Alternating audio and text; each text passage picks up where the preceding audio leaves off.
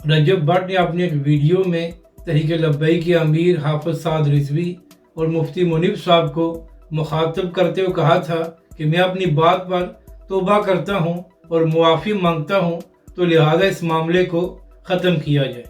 तो इसी हवाले से तहरीक लब्बैक के सरबराह हाफिज साद रिजवी का भी एक बयान सामने आया है। तहरीक लब्बैक के अमीर हाफिज साद रिजवी ने किसी का नाम तो नहीं लिया, मगर इसी हवाले से बात करते हुए हाफिज साद रिजवी ने कहा कि आजकल लोग पहले 295A या C के हवाले से बात करते हैं और फिर कहते हैं कि मैंने तौबा कर ली है, तो लिहाजा मामले को ख़त्म किया जाए। तहरीक लब्बैक के सरबराह हाफिज साद रिजवी ने कहा कि जहाँ तक बात है तौबा की, तो ये अल्लाह और बंदे के दरमियान मामला है, इस पर कोई शख्स कुछ नहीं कह सकता। लेकिन जहाँ तक बात है केस या FIR की, तो ऐसे सारे मामलात अदालत में जाने चाहिए और अदालतों में ही ऐसे मामलात के फैसले होने चाहिए। तहरीक लब्बैक के सरबराह हाफिज साद रिजवी ने कहा कि अगर इसी तरह तौबा और माफ़ी पर इन केसेस को ख़त्म कर दिया गया, तो इसके बाद एक ना रुकने वाला मामला शुरू हो जाएगा और हर शख्स